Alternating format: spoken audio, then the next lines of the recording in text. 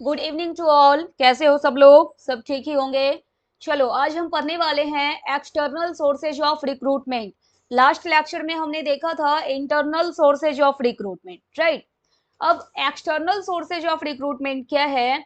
अगर आपके ऑर्गेनाइजेशन में, आपकी कंपनी में कोई भी वैकेंसी है, कोई भी पोस्ट अगर खाली है, वैकेंट है, तो आप अपने इंटरनल एम्प्लॉयज को उस पोस्ट पर लेकर नहीं जाते। आप इसके लिए क्या करते हैं? एडवर्टीजमेंट निकालते हैं। जो भी एप्लीकेशन आपके पास आएगा, फिर आप उसमें से एप्लीकेशन को छांटने का प्रोसेस करेंगे। फिर आप उसका रिक्रूटमेंट करेंगे, सिलेक्शन करेंगे, जो भी ट्रेनिंग प्रोग्राम चलाना है वो सारा प्रोसेस करेंगे। यानी कि एक्सटर्नल सोर्सेज में क्या है, जो नए लोग हैं वो आपके ऑर्गेनाइजेशन में आकर के आपके ऑर्गेनाइजेशन को ज्वाइन करते हैं, ठीक है। एक्सटर्नल सोर्सेज लाई आउटसाइड एन ऑर्गेनाइजेशन, राइट। अब एक्सटर्नल सोर्सेज ऑफ रिक्रूटमेंट क्या क्या है, कौन कौन से सोर्सेज हैं जिससे आप एक्सटर्नल सोर्सेज से रिक्रूटमेंट कर सकते हैं। पहला क्या है आपका? Campus recruitment. कैंपस रिक्रूटमेंट का नाम आपने सुना होगा। कुछ कंपनी ऐसी होती है जो आपके कॉलेज को, आपके यूनिवर्सिटीज को, आपके कैंपस को विजिट करती है और वहां पे जा करके जो भी आपका रिज्यूम है, सीवी है, वो लेती है और वहीं पे फिर आपका सिलेक्शन कर लेती है, आपका इंटरव्यू लेकर, ठीक है। Recruiting by visiting and participating in college campuses and their placement centre. और कॉलेज के ना, कुछ कॉलेज के प्लेसमेंट सेंटर्स भी होते हैं जहां पे वो विजिट करती है और जो भी स्किल के लोग उनको चाहिए उस पार्टिकुलर स्किल के पर्सन को हायर कर लेती है, ठीक है। अगला क्या है एक्सटर्नल सोर्सेज में? और आपका हो सकता है एडवर्टीजमेंट। जैसे न्यूज़पेपर में एडवर्टीजमेंट निकाल देना। कई बार आप पढ़ते होंगे कि किसी एक पार्टिकुलर स्कूल में पार्टिकुलर सब्जेक्ट के लिए इतनी सीट्स वैकेंट है, तो आकर आप अपना सीवी सबमिट कर दें, अपना रिज्यूम दे दें, लास्ट डेट ये है, इतने तारीख को इंटरव्यू होना है, टाइम ये रहेगा। तो ये क्या है? ये एडवर्टीजमेंट है, पब्लिशिंग होती है जॉब वैकेंसीज की। कहाँ पर? न्यूज़पेपर में। जॉब पोर्टल्स के थ्रू भी आपको जानकारी मिल सकती है। कंपनी के वेबसाइट्स के भी थ्रू आपको जो है वो जॉब वैकेंसीज की जानकारी मिल सकती है। सोशल मीडिया के थ्रू जानकारी मिल सकती है, ठीक है। नेक्स्ट क्या है आपका? Employment exchange. एम्प्लॉयमेंट एक्सचेंज जो है ना, ये गवर्नमेंट की तरफ से चलाया जाने वाला एक प्लेटफॉर्म है। इसमें क्या होता है, जो जॉब सीकर्स होते हैं, यानी कि जिनको जॉब चाहिए होती है, वो यहाँ पर आकर अपना रजिस्ट्रेशन करवा लेते हैं और जब भी किसी कंपनी को जरूरत पड़ती है वो यहाँ पे एम्प्लॉयमेंट एक्सचेंज से जो आपका डेटा है वो गैदर कर लेती हैं। उसके बाद आपको फिर कॉल किया जाता है, ठीक है। तो government run platforms where job seekers registered and employers hire from the available pool. और फिर एम्प्लॉयर्स जो है वो डायरेक्ट आपसे कांटेक्ट नहीं करेंगे, वो कहाँ पे आकर के कांटेक्ट करेंगे? ये एम्प्लॉयमेंट एक्सचेंज में। जैसे चल रहा है आपका तमिलनाडु एम्प्लॉयमेंट एक्सचेंज, केरला या फिर दिल्ली एम्प्लॉयमेंट एक्सचेंज। यहाँ पे क्या होता है, जिनका रजिस्ट्रेशन होता है, तो कुछ स्टेट ऐसे भी हैं जो अनएम्प्लॉयमेंट अलाउंस भी प्रोवाइड करते हैं। किसको? जो रजिस्टर्ड कैंडिडेट होते हैं ना उनको, ठीक है। ये जो है ये अभी ना आपका ये आ गया है ऑनलाइन जॉब पोर्टल्स। लेकिन ऑनलाइन जॉब पोर्टल्स जब इतने नहीं थे तब इनका जो है बहुत ज्यादा यूज किया जाता था, यानी कि ये यूजफुल था before the rise of online job portals, ठीक है। नेक्स्ट क्या है आपका? Unsolicited applicants. अनसॉलिसिटेड एप्लीकेंट्स क्या क्या है?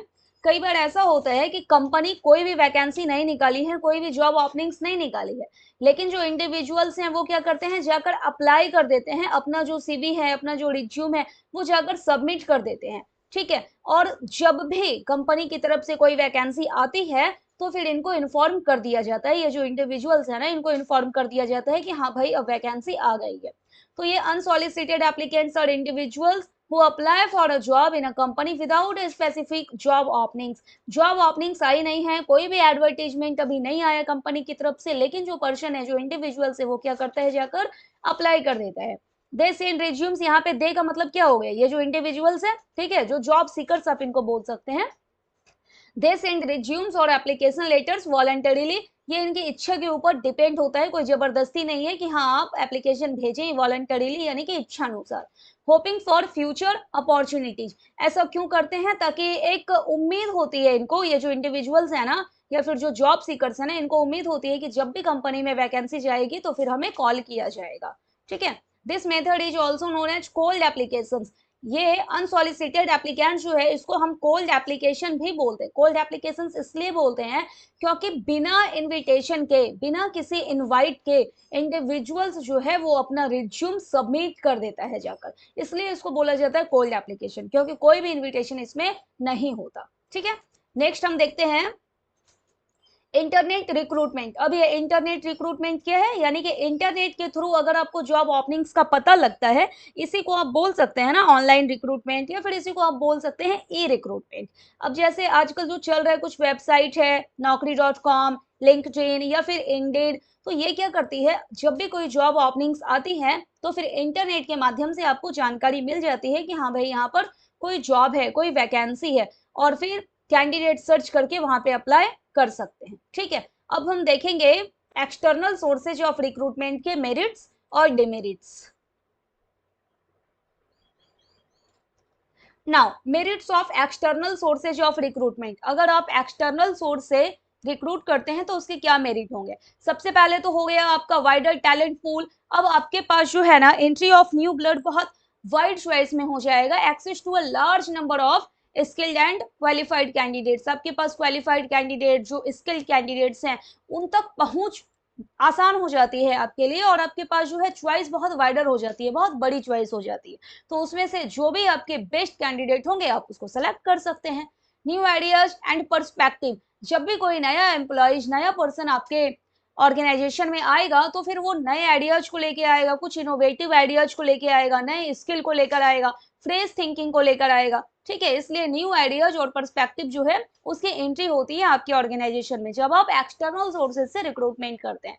नेक्स्ट क्या है आपका क्वालिफाइड कैंडिडेट। आपको जो है क्वालिफाइड कैंडिडेट मिल सकता है और आपके लिए क्वालिफाइड कैंडिडेट को ढूंढना आसान हो जाता है। एक स्पेसिफिक स्किल्स जो भी आपको चाहिए जॉब पोजीशन के लिए वो आपको मिल सकता है, जिस एजुकेशन की रिक्वायरमेंट है वैकेंसीज के लिए, जॉब ओपनिंग्स के लिए, वो आपको मिल सकता है, एक्सपीरियंस मिल सकता है, हेल्प्स इन ग्रोथ। अब क्योंकि यहाँ पे आपका जो है वो न्यू ब्लड की एंट्री होनी है तो सपोर्ट्स बिजनेस एक्सपेंशन। जब नया ब्लड आएगा तो फिर बिजनेस जो है आपका वो एक्सपैंड भी कर सकता है, क्योंकि आपको नए नए आइडियाज मिलेंगे, जो है आपको फ्रेश थिंकिंग मिलेगा, इनोवेटिव आइडियाज मिलेंगे। क्यों इसलिए मिलेगा, क्योंकि जब आप बाहर से लेते हैं ना किसी भी पर्सन को तो फिर कहीं ना कहीं वो न्यू टैलेंट के साथ आता है, न्यू स्किल के साथ आता है। ठीक है, कॉम्पिटिटिव स्पिरिट। अब अगर एक्सटर्नल सोर्सेज ऑफ हायरिंग होती है तो कॉम्पिटिटिव स्पिरिट हो जाता है, जो आपके इंटरनल लोग हैं, जो आपके इंटरनल एम्प्लॉयज हैं, यानी कि पहले से आपके पास काम करने वाले जो एग्जिस्टिंग एम्प्लॉयज हैं वो बेहतर परफॉर्म कर पाएंगे। अब मान लो कि अगर बाहर से आपने कुछ लोगों को हायर कर लिया अपने ऑर्गेनाइजेशन में, वो जो है आपके करेंट एम्प्लॉयज से, जो पहले से एग्जिस्टिंग एम्प्लॉयज थे उनके कंपेयर में बेहतर काम कर रहे हैं, तो इनको भी कहीं ना कहीं लगेगा ना कि भाई जो नए लोग आए हैं वो हमसे बेहतर काम कर रहे हैं, तो ये भी जो है अपना परफॉर्मेंस बेहतर करने की कोशिश करेंगे। ठीक है, कुछ डिमेरिट्स भी होते हैं एक्सटर्नल सोर्सेज ऑफ रिक्रूटमेंट के। अब हम डिमेरिट्स देखते हैं। इसमें क्या है ना, आपका खर्चा बहुत ज्यादा आ जाता है, हायर कॉस्ट होता है। Involves expenses for ads, advertisement पे आपको खर्चा करना पड़ेगा। अगर आप किसी एजेंसीज के पास जा रहे हैं एक्सटर्नल के लिए, एक्सटर्नल सोर्सेज ऑफ रिक्रूटमेंट के लिए, तो एजेंसीज के पास आने जाने में फिर आपको वहां पे परेशानी होती है, वहां पे आपका खर्चा आ जाएगा। टेस्ट कंडक्ट करवाएंगे, इंटरव्यू कंडक्ट करवाएंगे, तो वहां पे खर्च आ जाता है आपका। टाइम कंज्यूमिंग हो सकता है। ये जो प्रोसेस है एक्सटर्नल सोर्सेज ऑफ रिक्रूटमेंट का प्रोसेस, कई बार ऐसा होता है कि बहुत लंबा समय ले लेता है, स्क्रीनिंग में समय लग जाता है, सिलेक्शन के प्रोसेस में समय लग जाता है। क्लियर है।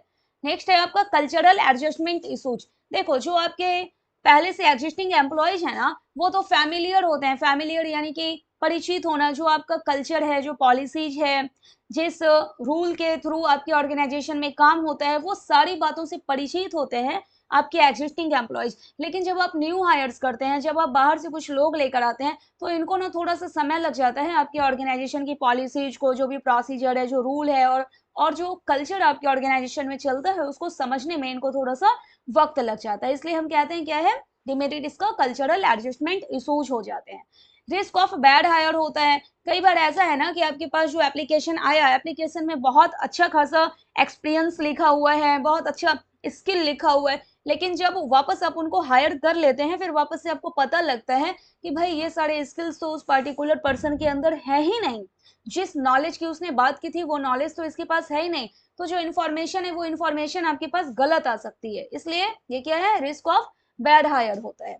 डिमोटिवेशन ऑफ एग्जिस्टिंग स्टाफ, जो आपके एम्प्लॉयज हैं पहले से आपकी ऑर्गेनाइजेशन में, कई बार वो डीमोटिवेट हो जाएंगे अगर आप एक्सटर्नल सोर्सेज ऑफ रिक्रूटमेंट करते हैं। क्यों हो जाएंगे? क्योंकि उनको लगेगा कि भाई अब जो प्रमोशन का चांस था वो तो खत्म हो गया, क्योंकि हमारी ऑर्गेनाइजेशन अब क्या कर रही है, एक्सटर्नल सोर्सेज से हायरिंग कर रही है, तो अब हम बहुत ज्यादा बेहतर भी काम कर लें तो फिर हमारा उससे कोई बेनिफिट होने वाला नहीं है। इसलिए जो इनका मोरल है, जो इनका क्या बोलेंगे आप मोरल को, जो मनोबल है ना, वो कम हो जाता है। प्रमोटिंग आउटसाइडर्स, अगर आप आउटसाइडर्स को प्रमोट करते हैं अपने ऑर्गेनाइजेशन में लाने के लिए, तो ये लोअर कर देता है मोरल ऑफ करेंट एम्प्लॉय। जो पहले से वर्किंग है आपकी ऑर्गेनाइजेशन में, उनका जो मनोबल है वो थोड़ा कम हो जाता है।